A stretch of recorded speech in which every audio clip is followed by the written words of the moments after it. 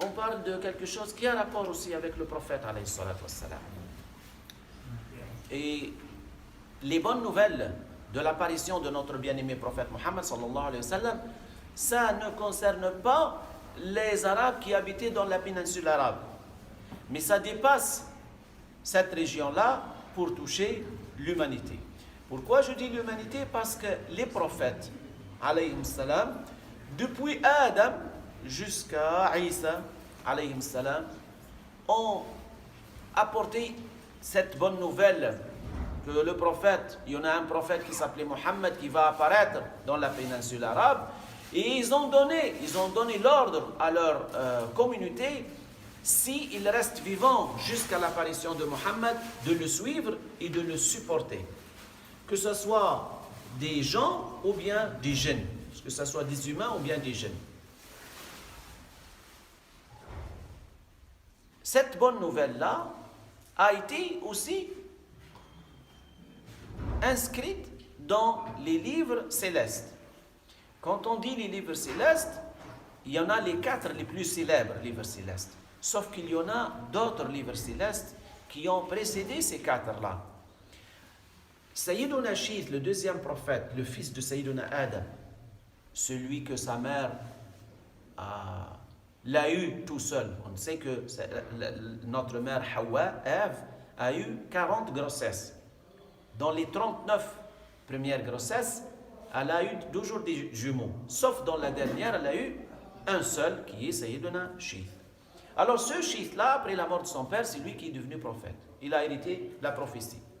Et ce Shith-là, il a eu des feuillets célestes, des livres célestes. Ils étaient 30. Puis, après ça, il y avait le prophète Akhanor, qu'on l'a appelé Idriss. Idriss, ça vient du mot étude. Et on l'a appelé Idriss tellement qu'il étudiait les feuillets qui étaient révélés à Sayyiduna Shith. Mais en vrai, son nom, c'est pas des Arabes, il ne s'appelle pas Idriss. Et Idriss, il a eu aussi des livres, des feuillets qui étaient au nombre de 50. Idriss, c'est le premier qui a utilisé la plume, c'est le premier qui a fait les plans de ville, c'est le premier qui a fait beaucoup de choses, Sayyiduna Idriss alayhi salam. Et il y en a 10 feuillets qui ont été révélés à Ibrahim alayhi salam et 10 feuillets qui ont été révélés à Moussa avant la Torah. Alors le total c'est 100. Puis les 4 célèbres, la Torah qui a été révélée à Sayyiduna Moussa, les psaumes qui ont été révélés à Sayyiduna Daoud, l'évangile qui a été révélé à Sayyiduna Isa et le célèbre livre qui a été révélé à notre bien-aimé prophète Mohammed sallallahu alayhi wa sallam, c'est notre livre, le Coran. Alors, c'est le total de 104. Et c'est Ibn al-Mundhir qui a rapporté que l'unanimité, le consensus des savants de l'islam, que les livres célestes sont au nombre de 104, et non pas moins, comme ils pensent certaines personnes. Parce que la religion, ce n'est pas avec des pensées, c'est avec des preuves tangibles. Et parmi les choses qui ont été révélées à notre bien-aimé prophète Mohammed, qui ont été révélées à Sayyiduna Moussa dans la Torah, c'est que, ô prophète de Allah, il y aura un prophète qui s'appelait Ahmed. Alors, on peut poser la question, c'est quoi le nom Ahmed? Ce nom-là, c'est le nom qui a été indiqué dans les livres célestes, et non pas Mohammed. Mohammed, c'est le nom qui a été dans la péninsule arabe et qui a été célèbre dans le Coran. Mais les livres précédents, les prophètes qui ont précédé le prophète Mohammed sallallahu alayhi wa sallam, ont toujours donné la bonne nouvelle à leur peuple qui veut avoir un prophète qui s'appelait Ahmed. Et c'est le même, on parle de la même personne. Comme Sayyiduna Yaqub, il a le nom de Yaqub, il a le nom d'Israël. Alors, il y a des prophètes qui ont 2 noms. Il y a des prophètes qui ont un surnom aussi. Ils ont leur prénom et un surnom. Comme Ibrahim, il a le nom de Ibrahim et son surnom c'est quoi? Khalil. Il y en a, le Khalil, oui, mais il y en a un autre surnom. Abad Difan. C'est le maître, c'est celui qui invite les gens le plus. C'est-à-dire toujours, il ne mange pas tout seul, le prophète Ibrahim. Toujours, il reçoit des gens chez lui pour manger. Il ne mange jamais tout seul. Alors il a eu ce surnom-là. Abu Dhifan, c'est comme le père de ceux qui invitent les gens, c'est-à-dire le maître de ceux qui invitent les gens. Celui qui invite les gens le plus. Alors, même dans le Coran, Allah Ta'ala, il dit que Isa avait dit à leur peuple وَمُبَشِّرًا بِرَسُولٍ يَأْتِي مِنْ بَعْدِ اسْمُهُ أَحْمَدٍ. Alors même dans le Coran, il a été inscrit que Isa alayhi salam, il a dit à son peuple qu'il va y avoir un prophète qui va s'appeler Ahmad. Alors le nom Ahmad, c'est le nom du prophète alayhi salam dans les autres livres célestes. Il a plusieurs noms, le prophète alayhi salam.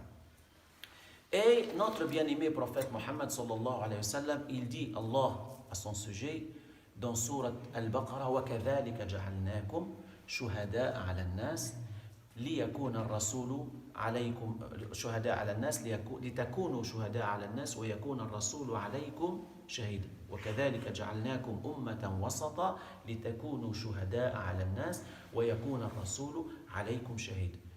Allah Ta'ala, il dit, au sens approché dans ce verset-là, on avait fait de vous une nation de droiture, une nation qui a le juste milieu. Elle faisait pas partie des extrémistes vers la droite, ni des extrémistes vers la gauche. C'est une nation de droiture, du milieu, du centre. Pourquoi cela? Pour être témoin, que pour vous soyez témoins sur les autres peuples. Et pourquoi on est censé, pourquoi on va être des témoins sur les autres peuples? Parce que le prophète Mohammed sallallahu alayhi wa sallam, il nous a éduqués, il nous a dit qu'il y avait d'autres prophètes. Et que ces prophètes-là, ils ont appelé les gens à adorer Allah et ne lui rien associer. Alors les autres peuples, le jour du jugement dernier, ils vont être interrogés. Il va être dit à eux, est-ce que vous avez reçu ou vous avez eu des messagers? Et les peuples, ils vont dire, non, on n'a pas eu de messagers, ni prophète ni messager. Alors la nation de Mohammed sallallahu alayhi wa sallam va témoigner. Elle va dire, oh Seigneur, oui, ils ont reçu des messagers, ces gens-là. Puis il va être dit à ces gens-là, est-ce que ces prophètes-là ont transmis le message? Ces peuples-là vont dire, non, on n'a pas reçu de message. La nation de Mohammed alayhi salam va témoigner contre eux. Elle va dire, oh Allah, oui, ils ont eu des messages. Ils ont été avertis d'un enfer ardent. Ils ont eu la bonne nouvelle d'avoir un paradis éternel. Et le prophète alayhi salam sera témoin sur l'ensemble de l'humanité. Le prophète d'Allah, puisque c'est le meilleur des créatures, sera lui aussi témoin sur son peuple et les autres, le reste de l'humanité, depuis Adam alayhi salam jusqu'à la fin du jour. Ça pour montrer l'imminence de notre bien-aimé prophète Mohammed alayhi salam. Il a des caractères, des privilèges par ses qualités humaines, ses qualités physiques et par les jugements aussi. Il avait des jugements que les autres peuples, les autres prophètes n'ont pas eu. Et on va mentionner, Inch'Allah Ta'ala, dans le reste de ce mois-ci, quelques qualités imminentes et quelques qualités sublimes de notre prophète Mohammed sallallahu alayhi wa sallam. Que Allah facilite pour nous. Je vous rappelle que ce soir, Inch'Allah, entre le Maghreb et l'Isha, il va y avoir le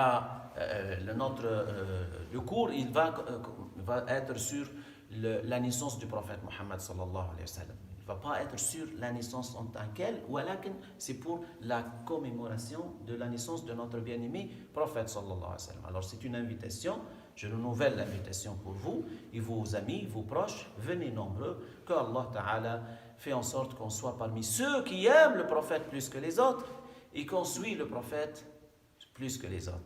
Amin. Sallallahu ala sayyidina Muhammad wa ala alihi wa sahbihi wa sallam.